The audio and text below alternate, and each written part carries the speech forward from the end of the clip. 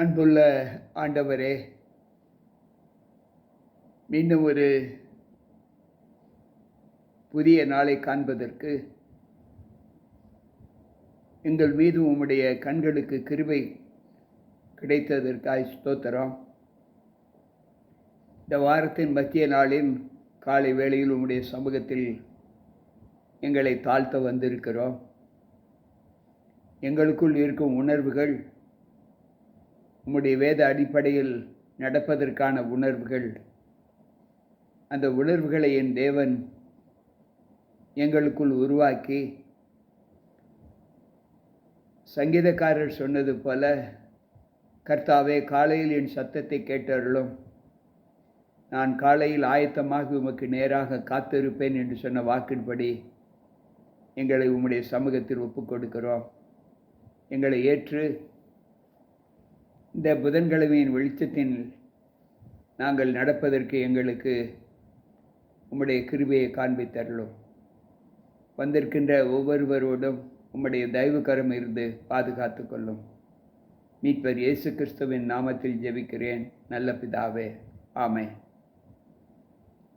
அன்பு உடன் விசுவாச பிள்ளைகளே, மீண்டும் கர்த்தருடைய பலத்த கரம் நம்மை இந்த நாளுக்குள்ளாய் நம்மை வழிநடத்துகிறதற்காய் தேவனுக்கு ஸ்தோத்திரம். இந்த நாளின் வெளிச்சத்திலே நம்முடைய கால்கள் அடியெடுத்து வைக்கும்போது அந்த வெளிச்சம் நம்முடைய பாதைக்கு தீபமும் கால்களுக்கு வெளிச்சமுமாய் இருக்க கர்த்தர் கிருபை செய்தருள வேண்டுமென்று தேவ சமூகத்தில் நம்மை தாழ்த்தி, வந்திருக்கின்ற உங்கள் அனைவருக்கும் ஆண்டவர் இயேசு கிறிஸ்துவின் நாமத்தின் இந்த புதன்கிழமையின் காலையின் வாழ்த்துக்களை தெரிவித்துக் கொள்கிறேன். கர்த்தர் நம்மோடு இருப்பாராக. ஆமென். நாம் இதுகாரம் எபேசு சபை, பின்பு அந்த சபையை குறித்து தியானித்தோம். பின்பு சிமிர்னா சபை, பெர்கமு சபை, தியத்திரா சபை, பின்பு சர்தை சபை, 5 சபைகளை குறித்து நாம் படித்தோம். இன்றைக்கு 6வது சபையாக லவோதிக்கேயா சபையை குறித்து நாம் படிக்க இருக்கிறோம். அன்பு பிள்ளைகளே, மன்னிக்க வேண்டும், 6வது சபையாக பிலதெல்பியா சபையை குறித்து படிக்க இருக்கிறோம். இந்த திருச்சபை என்னுடைய காலம் கிபி 1833 கிபி 1844 வரையிலான காலகட்டம். இந்த சபைக்கு எழுதின சத்தியம் என்ன என்றால், இங்கு வேதம் சொல்லுகிறது, சுத்தமுள்ளவரும் சத்தியமுள்ளவரும் தாவீதின் திறவுகோலை உடையவரும் ஒருவரும் பூட்டக்கூடாதபடிக்கு திறக்கிறவரும் ஒருவரும் திறக்கக்கூடாதபடிக்கு பூட்டுகிறவருமாய் இருக்கிறவர் சொல்லுகிறதாவது. அன்பு பிள்ளைகளே, தாவீதின் திறவுகோலை உடையவர்கள். ஆண்டவர் சொல்லுகிறார், தாவீதின் திறவுகோல் யாருடைய கரத்தில் இருக்கிறது? தேவன் அந்த திறவுகோலை வைத்திருக்கிறார். அந்த திறவுகோலை அவர் மட்டும்தான் திறக்க முடியும். அவர் மட்டும்தான் பூட்டின கதவை திறக்க முடியும். அவர்தான் திறந்த கதவை பூட்ட முடியும். வேறு யாரும் இந்த கதவை பூட்டவோ திறக்கவோ முடியாது என்று ஆண்டவர் சொல்லுகிறார்.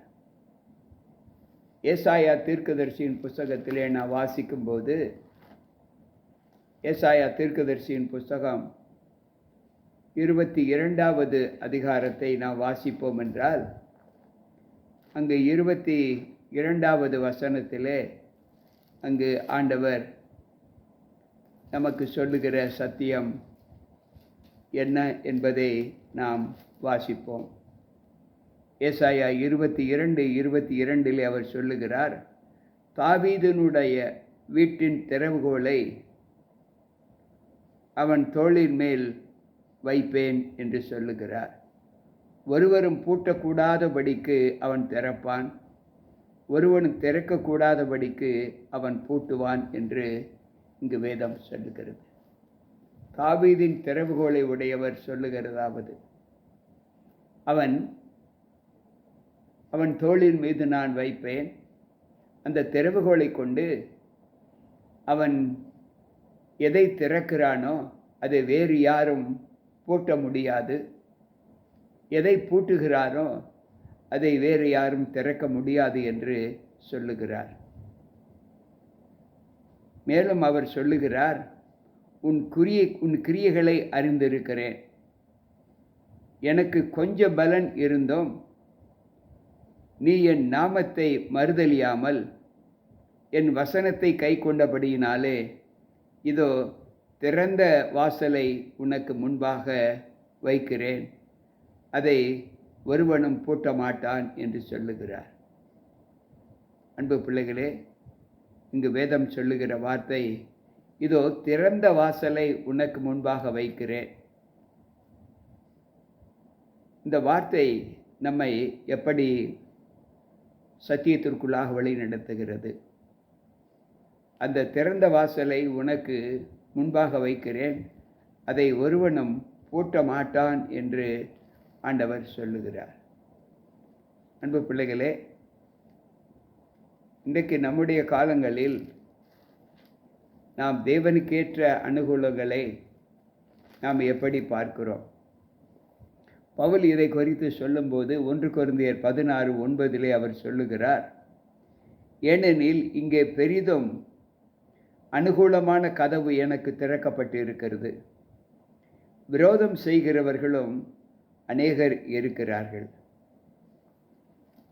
அன்பு பிள்ளைகளே, எனக்கு அனுகூலமான கதவு இங்கு திறக்கப்பட்டு இருக்கிறது, என்னை விரோதிக்கிறவர்களும் இங்கு அநேகர் இருக்கிறார்கள் என்று ஆண்டவர் சொல்லுகிறார். இந்த பிலதெல்பியா சபையிலே தேவனுக்கு உகந்த பிள்ளைகள் எப்படியெல்லாம் இருக்கிறார்கள் என்பதை நாம் வாசிப்போம் என்றால், மேலும் அவர் சொல்லுகிறார், இதோ யூதர் அல்லாதிருந்தும் தங்களை யூதர் என்று பொய் சொல்லுகிறவர்களாகிய சாத்தானுடைய கூட்டத்தாரில் சிலரை உனக்கு கொடுப்பேன், இதோ அவர்கள் உன் பாதங்களுக்கு முன்பாக வந்து உம்மை பணிந்து நான் உன்மேல் அன்பாய் இருப்பதற்கு தெரிந்து கொள்ளும்படி செய்வேன் என்று சொல்லுகிறார். அன்பு பிள்ளைகளே, யூதர் அல்லாதிருக்கிற பிள்ளைகளை இன்றைக்கு யூதர் என்று சொல்லுகிற கூட்டம் அந்த பிலதெல்பியா சபையில் உண்டு என்று ஆண்டவர் சொல்லுகிறார். இதோ அவர்கள் உன் பாதங்களுக்கு முன்பாக உன்னை பணிந்து கொள்ளுவார்கள். இந்த வாசகத்தை நாம் அன்பு பிள்ளைகளே வெளிப்படுத்தின விசேஷம் 2வது அதிகாரம் 9வது வசனத்திலே நாம் வாசிக்கலாம். இப்படி பாதங்களுக்கு முன்பாக பணி செய்கிற ஒரு அனுகூலம் நமக்கு எப்படி கிடைக்கிறது என்பதை நாம் யோசித்து பார்த்தால், ஏசாயா தீர்க்கதரிசியின் புஸ்தகத்திலே 45வது அதிகாரத்தை நாம் வாசிப்போம் என்றால், அங்கு ஆண்டவர் சொல்லுகிற சத்தியங்கள் நம்மை பலவீனப்படுத்துகிறதா அல்லது பலப்படுத்துகிறதா என்பதை யோசித்து பார்ப்போம். ஏசாயாவின் புஸ்தகம் 45வது அதிகாரம், அங்கு சொல்லுகிற வார்த்தை, அவர் சொல்லுகிறார் 14வது வசனம், எகிப்தின் சம்பாத்தியமும் எத்தியோப்பியாவின் வர்த்தக லாபமும் நெடிய நாட்களாகிய சபையரின் வர்த்தக லாபமும் உன்னிடத்தில் தாண்டி வந்து உன்னுடையதாகும். அவர்கள் உன் பின்னே சென்று விலங்கிடப்பட்டு நடந்து வந்ததும் உன்னுடனே மாத்திரம் தேவன் இருக்கிறார் என்றும் அவரை அல்லாமல் வேறே தேவன் இல்லை என்றும் சொல்லி உன்னை பணிந்து கொண்டு உன்னை நோக்கி விண்ணப்பம் பண்ணுவார்கள் என்று கர்த்தர் சொல்லுகிறார். எகிப்தின் சம்பாத்தியமும் எத்தியோப்பியாவின் வர்த்தக லாபமும் நெடிய நாட்களாக சபையாரின் வார்த்தை வர்த்தக லாபமும் உன்னிடத்திற்கு தாண்டி வந்து உன்னுடையதாகும். அவர்கள் உன் பின்னே வந்து விலங்கிடப்பட்டு நடந்து உன்னுடனே மாத்திரம் வருவார்கள். உன்னுடனே வந்து தேவன் இருக்கிறார் என்றும் அவரை அல்லாமல் வேறே தேவர்கள் இல்லை என்றும் சொல்லி உன்னை பணிந்து கொள்ளக்கூடிய காலம் வரும் என்று ஆண்டவர் சொல்லுகிறார். அன்பு பிள்ளைகளே, இன்றைக்கு தேவ சமூகத்தில் நாம் இந்த வாசகத்தை எப்படி ஏற்றுக்கொள்ளுகிறோம் என்றால், ஆண்டவர் சொல்லுகிறார், என் பொறுமையை குறித்து சொல்லிய வசனத்தை நீ காத்து கொண்டபடியினால் பூமியில் குடியிருக்கிறவர்களை சோதிக்கும்படியாக பூச்சக்கரத்தின் மேலும் வரப்போகிற சோதனை காலத்திற்கு தப்பும்படி நானும் உன்னை காப்பேன் என்று சொல்லுகிறார். லவோதிக்கேயா இந்த சபையிலே பிலதெல்பியா சபையிலே தேவன் பொறுமையாய் இருந்ததை குறித்து நாம் அவருடைய வசனத்தை காத்து கொண்டபடியினால் இங்கு பூமியில் குடியிருக்கிறவர்களை சோதிக்கும்படியாக பூச்சக்கரத்தின் மேலும் வரப்போகிற சோதனை காலத்திற்கு மேலும் நாம் தப்பித்து கொள்ளும்படி நம்மை காப்பேன் என்று சொல்லுகிறார்.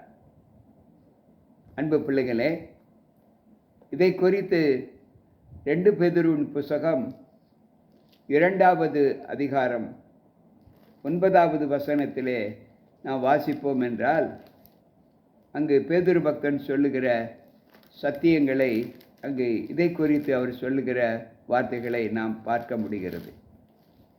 தேவனுக்கு உகந்த ஒரு வாழ்க்கையை வாழ்ந்து காண்பிப்பதற்கு கர்த்தர் நம்மை அவருடைய பிள்ளைகளாக நம்மை எப்படி பாதுகாக்கிறார் என்பதை சற்று வாசிப்போம். 2 பேதுரு 2:9, கர்த்தர் தேவ பக்தி உள்ளவர்களை சோதனை நின்று ரட்சிக்கவும் அக்கிரமக்காரரை ஆக்கினைக்குள்ளாக நியாய தீர்ப்பு நாளுக்கென்று வைக்கவும் அறிந்திருக்கிறார். அன்பு பிள்ளைகளே, கர்த்தர் இங்கு வேதம் சொல்லுகிறது, தேவ பக்தி உள்ளவர்களை தமக்காக தெரிந்து கொள்ளவும் தேவ பக்தி இல்லாதவர்களை துன்மார்க்கரை நியாய தீர்ப்பு நாளுக்கென்று வைத்திருக்கவும் அவர் அறிந்திருக்கிறேன் என்று சொல்லுகிறார். அன்பு பிள்ளைகளே, இந்த வார்த்தையின் பலத்தை நாம் தேவனுக்குள் வாழ்கிற காலங்களின் தொகுப்போடு நாம் யோசித்து பார்க்கும்போது, சுவிசேஷகனாகிய லூக்கா 2வது அதிகாரத்தில் 1வது வசனத்தில் இந்த வார்த்தையை சொல்லுகிறார். அந்நாட்களில் உலகமெங்கும் குடிமதிப்பு எழுதப்பட வேண்டுமென்று அகஸ்துராயினால் கட்டளை பிறந்தது. அன்பு பிள்ளைகளே, ஆண்டவர் தம்முடைய பிரசன்னத்தை எப்படி அங்கு பாதுகாக்கிறார்? சோதனை காலத்தில், ஆபத்து காலத்தில் நமக்கு வரக்கூடிய பலவீனங்களிலிருந்து நாம் நம்மை எப்படி பாதுகாத்து கொள்ள வேண்டும் என்பதை அவர் நமக்கு சொல்லுகிறார். இதோ சீக்கிரமாய் வருகிறேன், ஒருவனும் உன் கிரீடத்தை எடுத்துக்கொள்ள முடியாதபடிக்கு உனக்கு உள்ளதை பற்றி கொண்டிரு என்று சொல்லுகிறார். இந்த வாக்கியத்தை நாம் அங்கு வெளிப்படுத்தின விசேஷம் 2வது அதிகாரம் 25வது வசனத்திலே நாம் வாசிக்க முடியும். ஏனென்றால் அவர் தம்முடைய வார்த்தைகளுக்கு ஒப்பாக அவர் என்ன சொல்லுகிறார் என்பதை நாம் யோசித்து பார்த்தால், அங்கு ஆண்டவர் சொல்லுகிற வார்த்தை என்ன என்றால், அவர் தியத்திரா சபைக்கு சொல்லப்பட்ட அனுபவங்களை இந்த சபையிலும் அவர் சொல்லி காண்பிக்கிறார். சீக்கிரமாய் நான் உன்னிடத்தில் வருகிறேன். உன் கிரீடத்தை ஒருவனும் எடுத்துக்கொள்ள முடியாது. உனக்கு உள்ளதை காத்து கொள்ளும்படி நீ அதை உறுதியாய் பற்றி கொண்டிரு என்று சொல்லுகிறார். அன்பு பிள்ளைகளே, சற்று நாம் நம்முடைய வாழ்க்கையில் நமக்கு ஆண்டவரால் கொடுக்கப்பட்ட சத்திய உணர்வுகள் எந்த அளவு தேவ சமூகத்தில் நமக்கு கொடுக்கப்பட்டு இருக்கிறது என்பதை யோசித்து பார்ப்போம். பிலிப்பியரின் புஸ்தகம் 4வது அதிகாரம் 5வது வசனத்திலே ஆண்டவர் சொல்லுகிற வார்த்தை என்னவென்றால், உங்கள் சாந்த குணம் எல்லா மனுஷருக்கு முன்பாக தெரிந்திருப்பதாக கர்த்தர் சமீபமாய் இருக்கிறார். அன்பு பிள்ளைகளே, நீ சகித்து கொண்டிருந்ததை நான் அறிவேன். நீ எதற்காக அப்படிப்பட்ட பொறுமையோடு இருக்கிறாயோ அதை நீ உறுதியாய் பற்றி கொண்டிரு என்று சொல்லுகிறார். அதாவது பவுல் சொல்லும்போது, உனக்குள் இருக்கும் சாந்த குணம் எல்லா மனுஷருக்கும் தெரிந்திருக்க வேண்டும் என்று ஆண்டவர் சொல்லுகிறார். அன்பு பிள்ளைகளே, சற்று யோசிப்போம். மேலும் அவர் சொல்லுகிறார், ஜெயம் கொள்ளுகிறவன் எவனோ அவனை என் தேவனுடைய ஆலயத்தில் தூணாக்குவேன். அது நின்று அவன் ஒரு காலம் நீங்குவது இல்லை. என் தேவனுடைய நாமத்தை என் தேவனால் பரலோகத்தில் இருந்து இறங்கி வருகிறவரும் புதிய எருசலேமாகிய என் தேவனுடைய நாமத்தின் நிமித்தம் என் புதிய நாமத்தையும் அவனுக்கு எழுதுவேன் என்று சொல்லுகிறார்.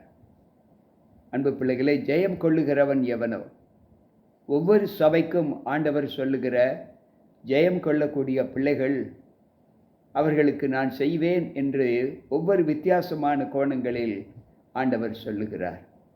இங்கு என்ன சொல்லுகிறார் என்றால், ஜெயம் கொள்ளுகிறவன் எவனோ அவனை என் தேவனுடைய ஆலயத்தில் நான் அவனை தூணாக்குவேன். அவன் ஒரு காலம் தீங்கு செய்வது இல்லை. ஆலயத்தை விட்டு அவன் நீங்கவும் மாட்டான். என் தேவனுடைய நாமத்திலே என் தேவனால் பரலோகத்திலிருந்து இறங்கி வருகிற புதிய எருசலேமை என் தேவனுடைய நகரத்தின் நாமத்தையும் என் புதிய நாமத்தையும் அவன் மேல் எழுதுவேன் என்று சொல்லுகிறார். அன்பு பிள்ளைகளே, தேவனுடைய ஜீவிதத்திலே நாம் ஜெயம் கொள்ளக்கூடிய பிள்ளைகளாக தேவ சமூகத்தில் நம்மை ஒப்புக் கொடுக்க வேண்டும் என்று இங்கு ஆண்டவர் சொல்லுகிறார். 1 ராஜாக்களின் புஸ்தகத்தை நாம் வாசிப்போம் என்றால், அங்கு 7வது அதிகாரம் 21வது வசனத்தை நாம் வாசிப்போம் என்றால், அங்கு ஆண்டவர் ஒரு சத்தியத்தை நமக்கு சொல்லுகிறார். 1 ராஜாக்கள் 27:21 அந்த தூண்களை தேவாலய வாசல் மண்டபத்தில் நிறுத்தினான். அவன் வலதுபுறத்தில் நிறுத்தின தூணுக்கு யாகீன் என்றும், இடதுபுறத்தில் நிறுத்தின தூணுக்கு போவாஸ் என்றும் அவன் பெயரிட்டான் என்று வேதம் சொல்லுகிறது. அன்பு பிள்ளைகளே, இங்கு ஆண்டவர் சொல்லுகிறாரே, ஜெயம் கொள்ளுகிறவன் எவனோ அவன் தேவனுடைய ஆலயத்தை அங்கு அவனை தூணாக்குவேன் என்று சொல்லுகிறாரே. இன்றைக்கு நம்முடைய வாழ்க்கையில் ஒரு பெரிய ஆசீர்வாதம் என்னவென்றால், நமக்கு மேல் கட்டப்பட்டுள்ள அந்த அலங்கத்தை, அந்த வீட்டை நம்மை தாங்குகிற தூணாக வைப்பேன் என்று சொல்லுகிறார். சற்று யோசித்து பார்ப்போம். நாம் ஒவ்வொரு நாளும் தேவனுடைய அனுகூலத்தில் வாழ்கிற அந்த அபிஷேகத்தை நாம் பெற்றுக்கொள்வதற்கு நாம் என்ன செய்கிறோம் என்பதை ஆண்டவர் சொல்லுகிறார்.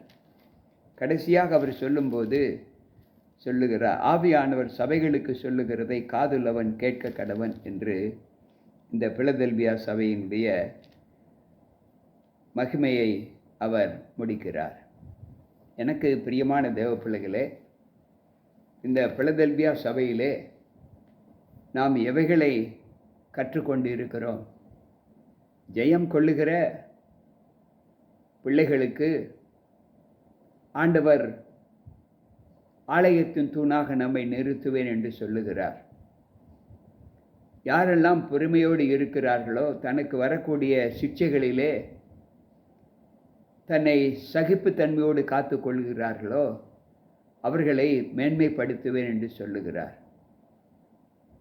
நாம் படக்கூடிய உபத்திரவங்கள் அவைகளிலெல்லாம் நம்மை காத்து கொள்ளக்கூடிய அனுபவத்தை நாம் பெற்றுக்கொள்வதற்கான பலத்தை நமக்கு கொடுக்கிறார். எல்லா நிலைகளிலும் ஆண்டவர் இந்த சபைக்கு சொல்லுகிறது, ஜெயம் கொள்ளுகிறவன் எவனோ, காதுள்ளவன் எவனோ.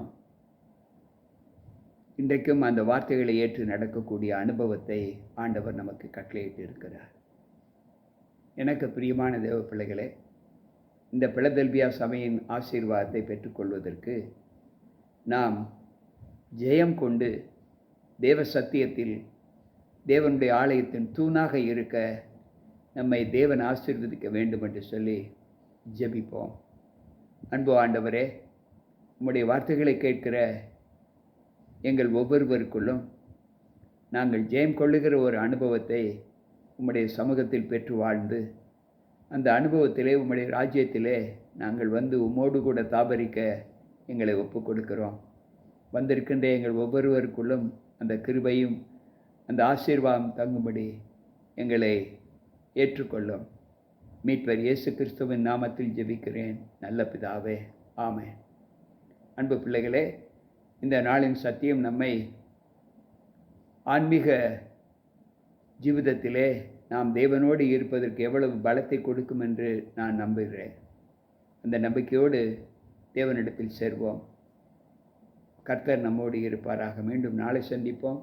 உங்கள் போதகர் ஜி.கே. ராபர்ட். ஆமென்.